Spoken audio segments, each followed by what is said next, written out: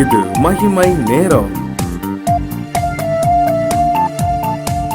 ஆண்டவராகிய இயேசு கிறிஸ்துவின் ஈடு இணையற்ற நாமத்தில் மகிமை நேர நிகழ்ச்சிக்கு உங்களை அன்புடன் வரவேற்கிறேன். இந்த நாட்கள்ல நம்ம தியானித்து வருகிறோம் எதை குறித்து அப்படின்னு பாத்தீங்க அப்படின்னா, இயேசுவால சுகம் பெற்றவர்கள் அப்படின்றது. இந்த நாள்ல யாரை குறித்து நம்ம தியானிக்கிறோம் அப்படின்னு பாத்தீங்க அப்படின்னா, எபிரு அப்படின்ற ஜெப ஆலய தலைவன். இந்த சம்பவமானது மத்தேயு, மார்க், லூக்கா 3 சுவிசேஷங்கள்லையும் நம்ம பார்க்கலாம். மத்தேயு எழுதின சுவிசேஷம் 5ஆம் அதிகாரம் 22ஆம் வசனத்திலிருந்து நம்ம பார்க்கும்போது ஜெப ஆலய தலைவன் அப்படின்னு போட்டிருக்கு. இந்த எவீர் ஜெப ஆலய தலைவன். அப்போ இவன் ஒரு சமுதாயத்துல ஒரு நல்ல அந்தஸ்துல இருக்கான், ஜெப ஆலய தலைவனா இருக்கான். அவன் இயேசுவிடத்துல வருகிறான். அவன் யூதர்கள் இயேசுவை மெசியா அப்படின்றத ஏற்றுக்கொள்ளல. அவர் தேவனாகிய தேவனுடைய குமாரன் அப்படின்றதை ஏற்றுக்கொள்ளல. ஆனா இந்த எவீர் ஜெப ஆலய தலைவன் என்ன பண்றான், ஆண்டவராகிய இயேசு கிறிஸ்துவிடத்துல அவன் அவருடைய பாதத்துல விழுந்து, என் குமாரத்தி மரண அவஸ்தைப்படுகிறாள், அவள் ஆரோக்கியம் அடையும்படிக்கு நீர் அவள் மேல் உமது கைகளை வையும், அப்பொழுது பிழைப்பாள் என்று அவரை மிகவும் வேண்டிக் கொண்டான். இந்த ஜெப ஆலய தலைவன் ஆண்டவர்கிட்ட வேண்டிக் கொள்கிறான். என் மகா மரண அவஸ்தைப்படுறா, நீங்க கையை வைங்க, சுகமாகிருவா அப்படின்னு சொல்லி ஆண்டவரிடத்துல வேண்டிக் கொள்கிறான். அப்போ ஆண்டவராகிய இயேசு கிறிஸ்துவும் அவனோட கூட போகிறாங்க. திரளான ஜனங்கள் அவருக்கு பின் சென்று அவரை நெருக்கினார்கள் அப்படின்றத நம்ம பாக்குறோம். இந்த சம்பவத்துல எவீரு எப்படிப்பட்டவனா காணப்படுறான் அப்படின்னா, ஆண்டவரிடத்துல ஒரு விசுவாசமா அவன் சொல்றான், என் பிள்ளை மரண அவஸ்தைப்படுறா, நீங்க கைக வச்சீங்க அப்படின்னா அவ சொஸ்தமாவாள், சுகமாவாள் அப்படின்னு சொல்றான். மரணத்துக்கு ஏதுவான வியாதியில தான் அவ இருக்கிறா, ஆனா நீங்க கையை வைக்கும் போது சுகமாவாள் அப்படின்ற ஒரு விசுவாசத்தை இவன் ஒரு விண்ணப்பமா வைக்கிறான் அப்படின்றத பாக்குறோம். நம்ம தொடர்ச்சியா நம்ம பார்த்துட்டு கொண்டிருக்கிறதுல இயேசுவால சுகம் பெற்றவர்கள்ல எல்லாருமே அவங்களுடைய விசுவாசத்தின் மூலமா தான் அந்த சுகத்தை பெற்றுக்கொண்டாங்க அப்படின்றத பாக்குறோம். எவீர் சற்று வித்தியாசமா, நீங்க அவன் மேல கையை வைங்க அப்படின்னா அவ சுகமாவா அப்படின்ற ஒரு விசுவாச அறிக்கைய ஜெபமா அவன் செய்கிறான். ஆண்டவராகிய இயேசு கிறிஸ்துவும் சரி வாரேன் அப்படின்னு சொல்லி அவர் போயிட்டு இருக்காரு. திரளான ஜனங்கள் வராரு. அந்த போற சமயத்துல பெரும்பாடுள்ள ஸ்திரீ, 12 வருஷமா அவஸ்தைப்பட்ட பெரும்பாடுள்ள ஸ்திரீயின் அற்புதத்தை, அவளுடைய சுகம் அளிக்கிறத நம்ம பாக்குறோம். அப்போ இங்க மகா ரொம்ப வேதனைப்பட்டு கொண்டு இருக்கிறா. அதனால இவன் ரொம்ப அவசரப்பட்டு ஆண்டவரை கையோட கூட்டிட்டு போறதுக்கு போயிட்டு இருக்கான். அந்த நேரத்துல என்ன நடக்குது, நடுவுல ஒரு இன்டரப்ஷன், அதாவது ஒரு பிரேக். அவனுக்கு அதுக்கு அடுத்து மூவ் பண்ண முடியாதபடி ஒரு டிராபிக் மாதிரி அப்படியே நின்னாச்சு அந்த இடத்துல. அப்ப அவனுடைய மனநிலை எப்படி இருக்கும் அப்படின்னு யோசித்து பாத்தீங்க அப்படின்னா, நம்ம மகா சாகுக்கு ஏதுவா இருக்கிறா, இந்த இடத்துல நேரம் ஆயிடுச்சுன்னா என் மகா இறந்து போயிருவா அப்படின்ற ஒரு மன அழுத்தம் அவனுக்குள்ள காணப்பட்டிருக்கும். அந்த மன அழுத்தத்து அதுக்கப்புறம் அந்த பெரும்பாடுள்ள ஸ்திரீ தன்னுடைய காரியங்கள் எல்லாம் விவரித்து சொல்றா. அப்ப நேரம் ஆயிட்டே இருக்கு. அந்த நேரம் ஆக ஆக அவனுடைய மனநிலை உண்மையிலே மன அழுத்தத்துக்குள்ளானவனா காணப்பட்டிருப்பான். அவனுடைய நம்பிக்கை இழக்கிற ஒரு சூழ்நிலை கூட அந்த இடத்துல இருந்துச்சு. அவனுடைய அற்புதம் தாமதம் ஆகிறது. இதே மாதிரிதான் நம்முடைய வாழ்க்கையில அநேக நேரங்களில நம்ம அநேக காரியங்களுக்காக நம்ம ஜெபிப்போம். அதுக்குரிய ஒரு வழிவாசல் திறந்தது போல காணப்படும்.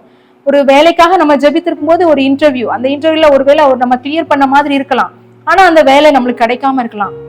அந்த இடத்துல ஒரு தாமதம். அப்போ நம்முடைய மனம் எப்படி இருக்கிறது, நம்முடைய விசுவாசம் எப்படி அந்த இடத்துல காணப்படுகிறது அப்படின்றதான் அந்த எவீர் இடத்துல இருந்து நம்ம கற்றுக்கொள்ளணும். ஒவ்வொரு காரியங்களுக்காக நம்ம ஜெபிக்கும் போது ஒரு வாசல் திறந்தது போல காணப்படுகிறது. நம்ம போயிட்டு இருக்கோம், அந்த இடத்துல நம்மளுக்கு ஸ்டாப் ஆயிருது. அது கிடைச்சிரும், நம்ம பெற்றுருவோம் அப்படின்ற லாஸ்ட் ஸ்டேஜ்ல நம்ம ஒரு விசுவாசமா அந்த இடத்துல இருக்கும்போது நம்முடைய வாழ்க்கையில நம்முடைய எதிர்பார்த்த காரியங்கள் நடந்தது போல காணப்படும். நடத்து முடிஞ்சிரும் அப்படின்னு நம்ம நினைக்கிற நேரத்துல அப்படியே ஸ்டாப் ஆகும்போது நம்ம மனநிலை எப்படி இருக்கும், தாமதம் ஆயிற்று, இனிமேல் நம்மளுக்கு கிடைக்காது, இனி அவ்வளவுதான் அப்படின்ற மாதிரி பலவிதமான சிந்தனைகள் நமக்குள்ள வரும். அதே மாதிரிதான் இந்த எவீருவும் அவனுடைய மன சிந்தனைகள் அநேகமா ஏதாவது போயிருக்கோம், இப்படி என்னுடைய மகள் இறந்துருவாளா அப்படி இப்படின்னு. ஆனா இவன் அப்படிலாம் நினைக்கல அப்படின்னு தான் நான் நினைக்கிறேன். ஏன்னா அவன் விசுவாசத்துல உறுதியா இருந்தான். ஆண்டவர் கையை வச்சா சுகமாயிருவா என் மகா அப்படின்றத விசுவாசமா இருந்தான். அப்போ இந்த சம்பவம், இந்த பெரும்பாடுள்ள ஸ்திரீயின் சுகமளிக்க சம்பவம் முடிஞ்ச உடனே இப்படி பேசி கொண்டிருக்கையில் ஜெப ஆலய தலைவனுடைய வீட்டிலிருந்து சிலர் உம்முடைய குமாரத்தி மரித்து போனால், இனி ஏன் போதகரை வருத்தப்படுத்துகிறீர் என்றார்கள். அவர்கள் சொன்ன வார்த்தைகளை இயேசு கேட்டவுடனே ஜெப ஆலய தலைவனை நோக்கி, பயப்படாதே, விசுவாசம் உள்ளவனா இரு என்று சொல்லி. இப்ப இந்த சம்பவம் நடந்துட்டு இருக்கு. ஏற்கனவே ரொம்ப தாமதம் ஆயிடுச்சு. அந்த நேரத்துல அவனுடைய வீட்டுல இருந்து ஆட்கள் சொல்றாங்க, உன்னுடைய மகள் என்ன செஞ்சுட்டா, மரிச்சு போயிட்டா, இனி வந்து நீ போதகரை என்ன செய்ய வேண்டாம், வருத்தப்படுத்த வேண்டாம் அப்படின்னு சொல்ற சூழ்நிலையில அப்போ அவன் எந்த மறு உத்தரவும் சொன்ன மாதிரி இதுல போடவே இல்லை. ஆண்டவராகிய இயேசு கிறிஸ்து அவனை பார்த்து சொல்றாரு, பயப்படாதே, நீ விசுவாசம் உள்ளவனா இரு, நீ உனக்கு உள்ள விசுவாசத்துல நீ நிலைத்திரு, விசுவாசம் மட்டும் உனக்கு இருந்தா போதும், நீ விசுவாசம் உள்ளவனா இரு அப்படின்னு சொல்றாரு. இப்ப இன்னொரு இடத்துல பார்க்கிறோம், நீ விசுவாசமா இரு, அப்படி அவள் ரட்சிக்கப்படுவாள் அப்படின்னு. அப்ப நம்ம விசுவாசிக்கும் போதுதான் நம்முடைய காரியங்கள் கை கூடும். நம்ம கை கூடி வரது போன்ற காரியங்கள்ல நம்ம என்ன செஞ்சிருவோம், இனி நடந்துரும் அப்படின்னு நம்ம நினைப்போம். ஆனா அது நடக்கல அப்படின்னு நம்ம வந்து ரொம்ப சோர்ந்துருவோம். இனி அவ்வளவுதான், இனி இதுக்கு மேல நம்ம முயற்சியே பண்ண வேண்டாம், நம்ம ஜெபிக்கவும் வேண்டாம் அப்படின்னு சொல்லி நம்ம விடுகிறவர்களா காணப்படுறோம்.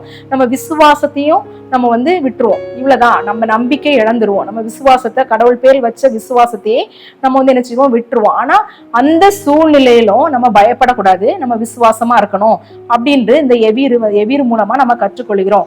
அப்புறம் ஆண்டவராகிய இயேசு கிறிஸ்து அவன் வீட்டுக்கு போறாரு. அங்க வந்து அழுகிற ஜனங்கள்லாம் வெளியே அனுப்பிட்டு அவர் உள்ள போய் தலித்தாகுமி, சிறு பெண்ணே எழுந்திரு அப்படின்னு சொல்லி எழுப்பாரு. அவ வந்து நித்திரியா தான் இருக்கா, அவ மறிக்கல அப்படின்னு சொன்ன உடனே எல்லாரும் அவரை பார்த்து நகைக்கிறாங்க.